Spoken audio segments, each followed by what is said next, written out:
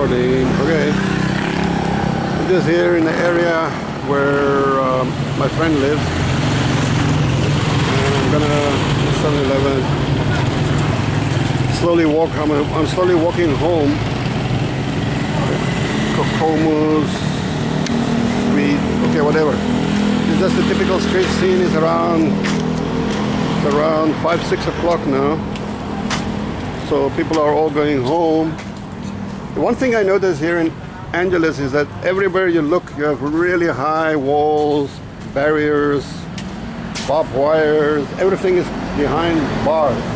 Even this bloody these meters. It's behind barbed wire, it's behind rails or bars, but it's still got stolen or damaged. I don't know. But yeah, everywhere you look, even this, I would say the upscale places all have security guards, of course. But even the low rollers, they all have bars in front of the windows, heavily secured. Every single private home, every business here in Angeles City is very heavily secured. And well, this one is not so bad. Look at this. This one has a little bit of barbed wire here, but not very high. I think you can climb over that. But then look at the house there. It must be that can't be described as a rich person in any way. But even they have barbed wire here. Even they have barbed wire, although it's not that impressive. Yeah, for me that's quite interesting just to notice that. As you guys know, where I live, there's no fence, no wire, hardly any doors or windows. See, look at that. Look at that place there. Heavily secured. Heavily secured. And that's true wherever you go here. Wherever you go down the road, it's heavily secured. Heavily secured. So what can I say? Maybe there's a good reason for that, even here. But this is open now. I'm gonna walk down here. There must be a good reason for all of this security. Maybe it's not that safe here. I think just walking around, it's like day and night, like from where from Mindanao, obviously, day and night situation. I think there are a hell of a lot of drug addicts, drug dealers here, a hell of a lot of criminals. And some of them are foreign visitors. I'm sure you have many members here from the Chinese gangs, Hong Kong gangs, Japanese, Korean gangs, the Aussie gangs, terrorists. They're all operating here to some extent. Some of them, of course, are quite well established. They've been in this area for a long time. And they've got to go down here, this way. Oh, that cat's getting in. Talking about security, still have a cat, and I think that's getting in successfully there on the roof now. So you can get in if you're a cat. If you're a cat. The other thing that continuously surprises me, is that the infrastructure here. You know, this must be a super rich place in the Philippines, this Angeles City, because you see you have new buildings mushrooming all over the place. All over, brand new buildings. Even when just from a couple of years ago, I wasn't here. Brand new buildings. But then you look at the infrastructure here, just the basic infrastructure. The garbage collection is obviously not good at all. People are simply strewing rubbish anywhere. There seems to be a general lack of any kind of discipline, any kind of self-control here. In a way, it's quite similar to Manila. I think Manila, I've seen a few things that are a little bit encouraging. I've seen I've got to think about it. But I saw a couple of things that I thought was a little bit encouraging in Manila. Here's another house here, private house. Candy. I think that's a new apartment complex. These ladies here are cleaning the weeds. That's kind of nice of them. I don't know why they're doing that. Seem to be very good. Hello. Hi. Cleaning the weeds. Hello, ladies. How are you? Are you working here? Why? Why are you cleaning up here? Oh, they don't want to tell us. Is the secret? It's a secret. Oh, okay, okay. Are you gonna pick this up? Okay, they're laughing. I think yeah. So it's really messy, guys. The environment is not that great in Angeles City, that's for sure. It's also very heavily populated, obviously. Oh, this gate is open. Air conditioning services. Okay, air conditioning services. There's another cat. Let's see this one. You can rent a 1-bed or 2-bedroom loft. Blah blah blah. Well secured. You see garbage. Yeah, it's kind of sad. It's just like there's no public services to speak of. No public services to speak of. No self-control. People are just really going gung-ho, throwing garbage, and there's no collection. So, and this, like I said, is probably one of the, well, if not the richest part, because the investment here is massive. Everywhere I look, I see new bars, new buildings, new restaurants, new hotels. Here's another new building going up, as you can see, brand new. So you see it everywhere. So the money coming in here must be in the billions. Either the local government is not taxing, or they are not spending the taxes where it's supposed to be spent. God only knows. But it's not good. So yeah, I'll walk up there. We live in here. This is our compound. Inside here. This is the outside. See, behind bars. It's really weird to see this. Everything is behind bars. Here's our security guard here. Hello, how are you? Yeah. Is this your? Huh? Is this your track? Yeah. Oh really? Service. We'll service it, huh? Looks good. So that's our guard. No, I'm gonna take a walk. I'll come back later. Right. Yeah, I'm gonna go to the shop. Your service. Huh? Service. My service. No, I live there with my friends. Yeah. What's your name? I'm Marlon Mendoza. My surname is Mendoza. Mendoza. Okay. You're a Mexican, Mendoza. No, your name, sir? Franco. Franco. Okay. Okay. Anyway, I'll be back later. Yeah. I'll just take a little walk.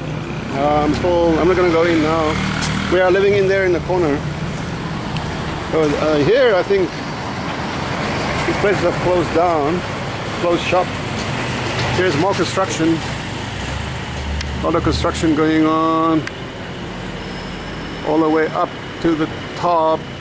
And they're fucking noisy all day and all night. They're noisy. So this is the neighborhood, guys. The neighborhood is busy. There's not much peace and quiet in Angeles City anywhere to be found. So but you know what? A lot of foreign expats live here, and not only white people, but also this is for any falling objects. It's gonna drop on your head. Not only Europeans, a lot of Europeans, some American, a lot of retired American military personnel here from the original bases, but a hell of a lot of Europeans, Australians, a lot. I haven't met any South Africans so far. You know, you'll be amazed.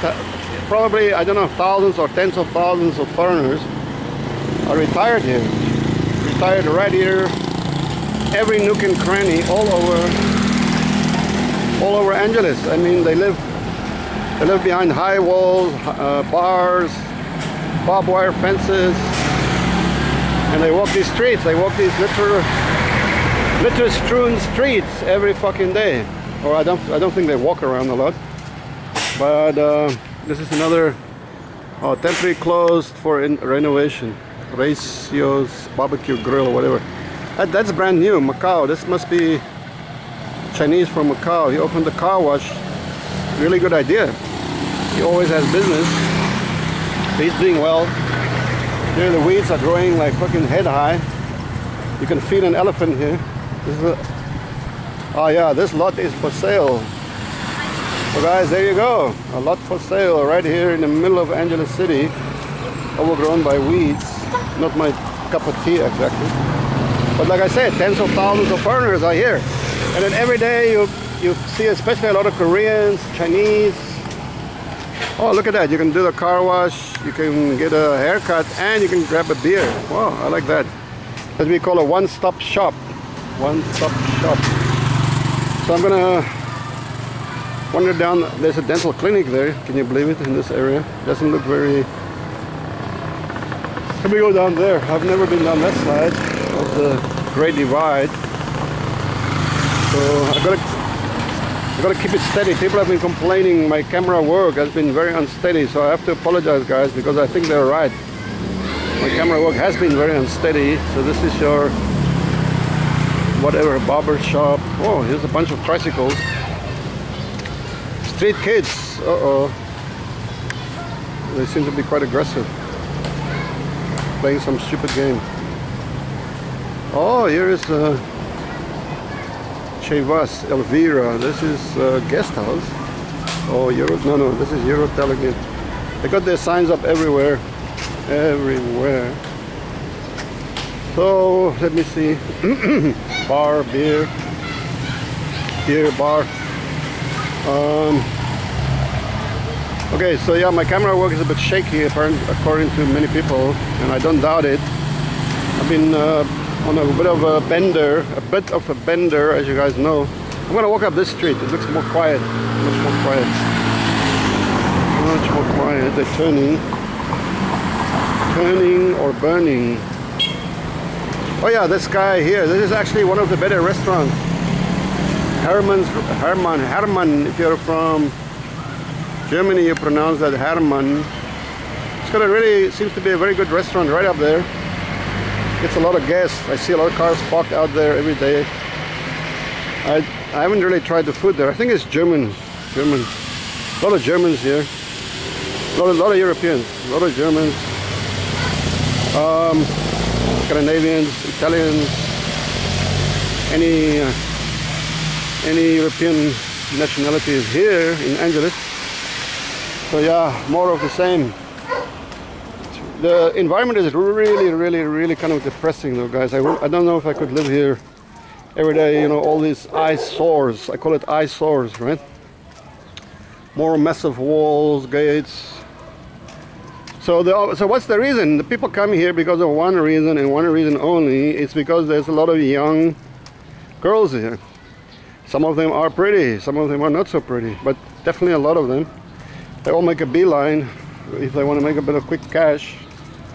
And then, you know, honey attracts flies, right?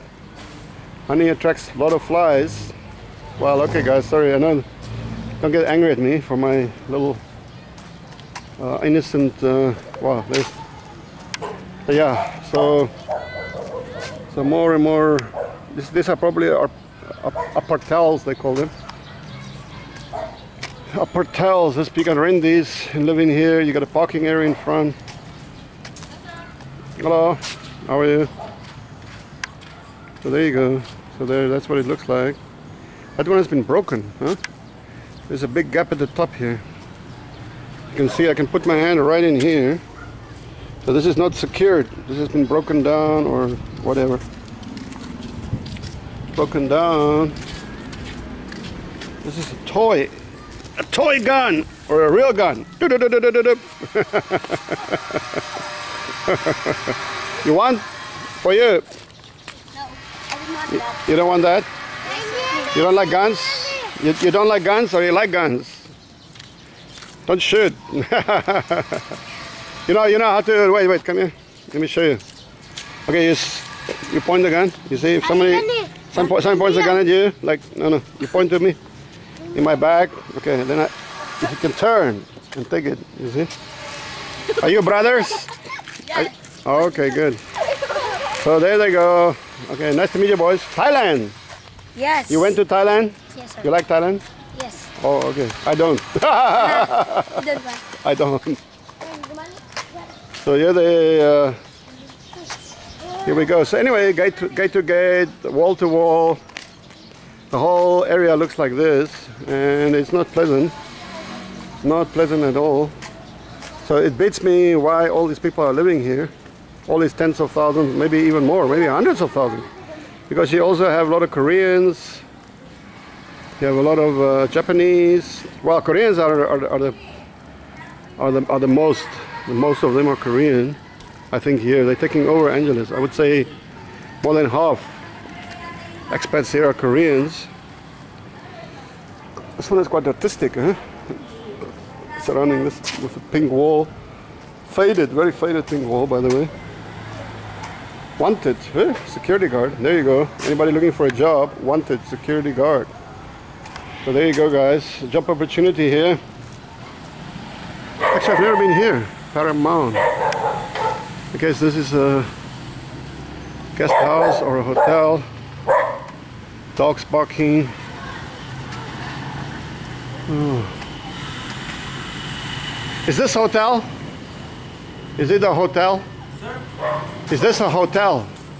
Yes, sir. Oh, hotel. The ones of Candy. Oh, it belongs to Candy. Oh, I see, I see. Yeah, that's those high towers you guys saw. Paramount. Yeah, yeah. Oh, you got a swimming pool, huh? You know how much is the room? 9. 10, huh? 9. 9. Up under. 900? 9. 9,000?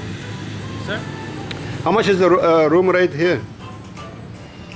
Sir, I don't know. I don't know. Okay, let's see. Get an idea. Yes, sir, the price. Oh, there's no price here. Buy. Oh, there, 1 bedroom. Oh, you can buy it. Oh, okay, for sale.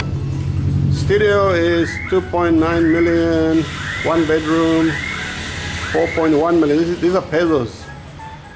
2 bedroom is 5.3, and then it's 6.1 million. So these are the apartals for sale. Apartals is for sale. Shots. You also got a short stay here. It doesn't say how much. Services, blah blah blah. Swimming pool.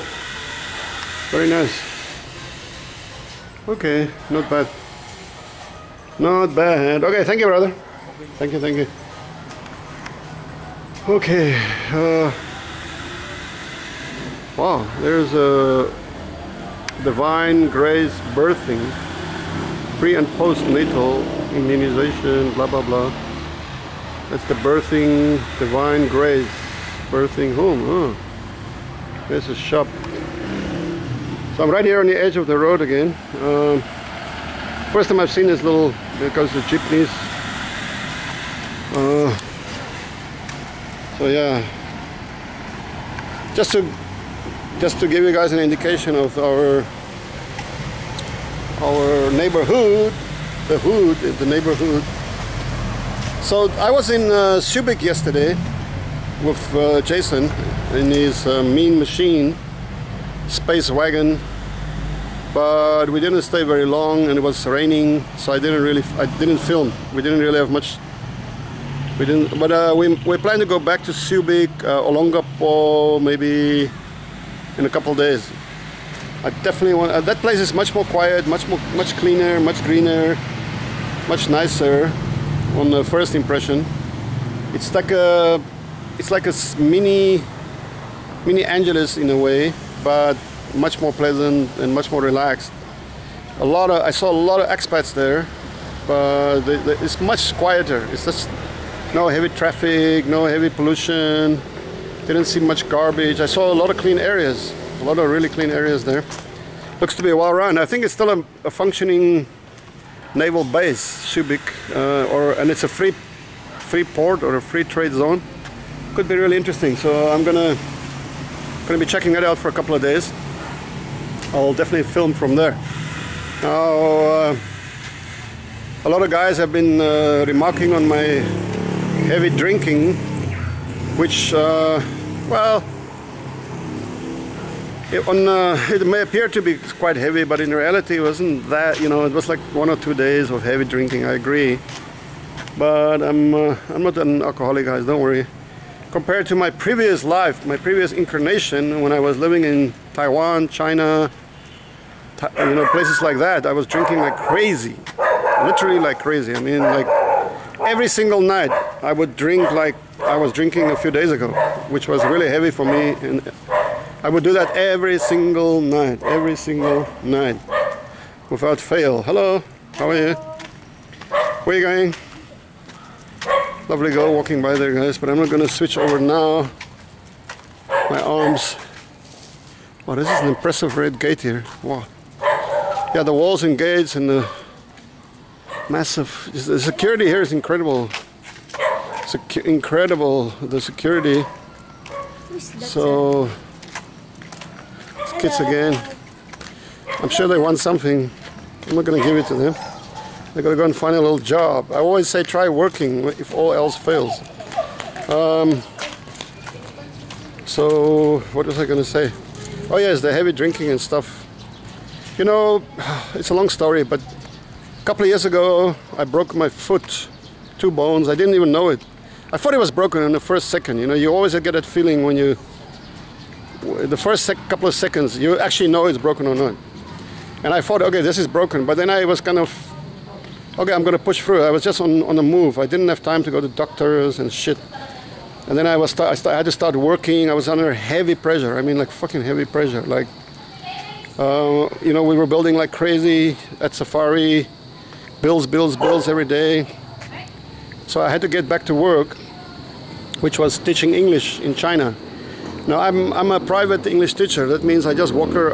I got to go from apartment to apartment, flat to flat, building to building, on buses, on trains, on foot, climbing up and down flights of stairs, carrying a heavy book bag full of books and games and shit. Really fucking physically demanding job, teaching kids all day, children, right? Mostly young children. Which I love to teach kids, you know. I mean, I've been doing that for over 20 years, and I'm very good at it. Very, very good. I get calls every single day from China. People want me to go back and teach their children.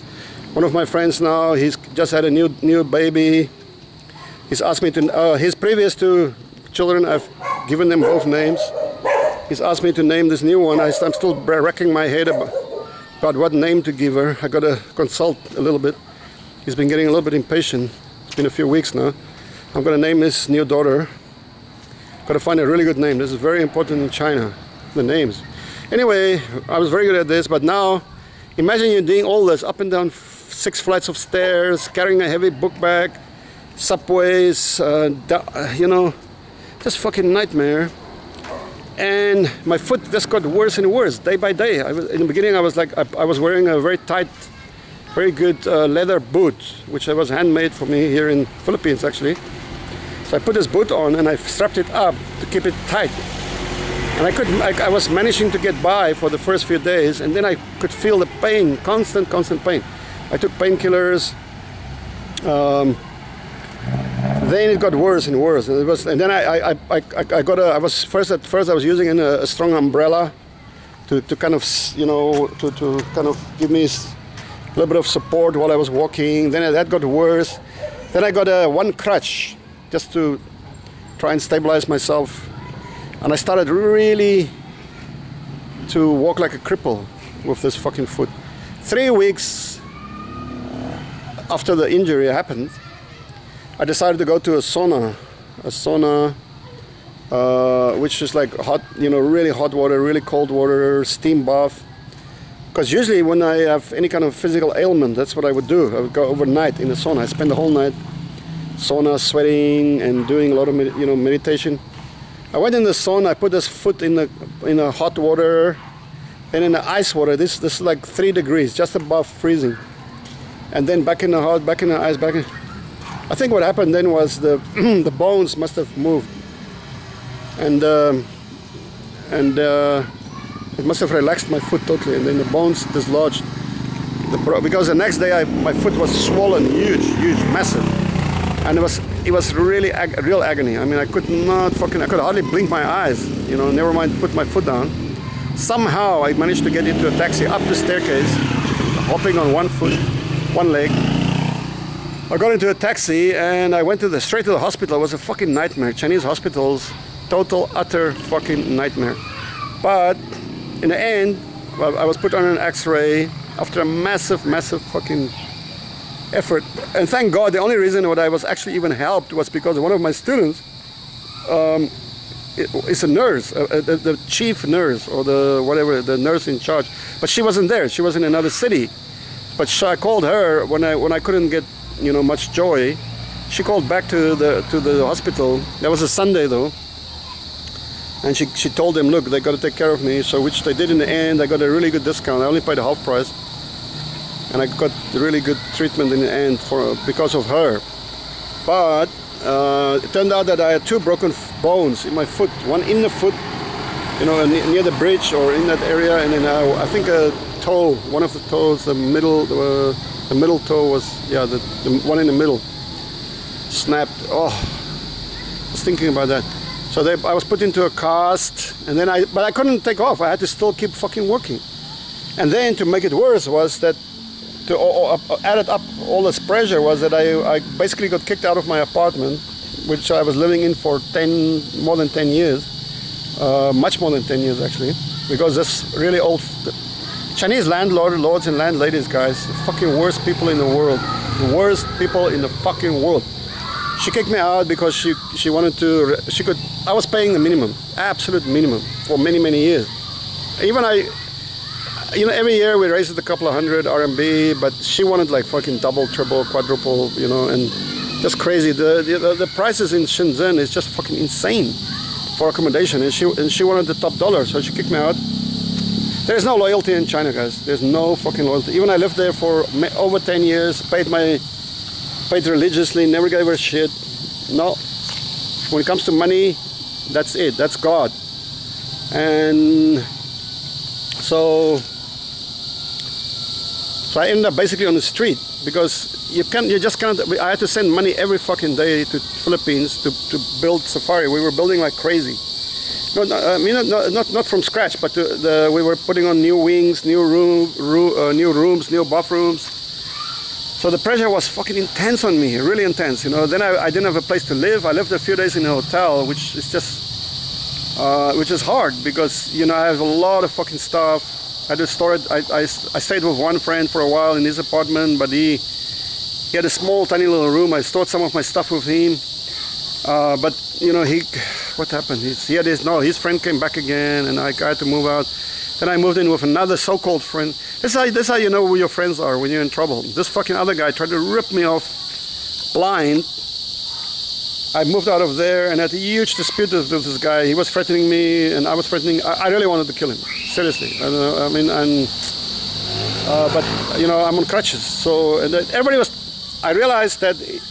Okay, it's the old cliche. When you're down, when is the best time to kick somebody? When they're down. And I realized that, a lot of people were laying in the boot because I couldn't, I was short on money, short on funds. I had to go to work every day, and a lot of pressure.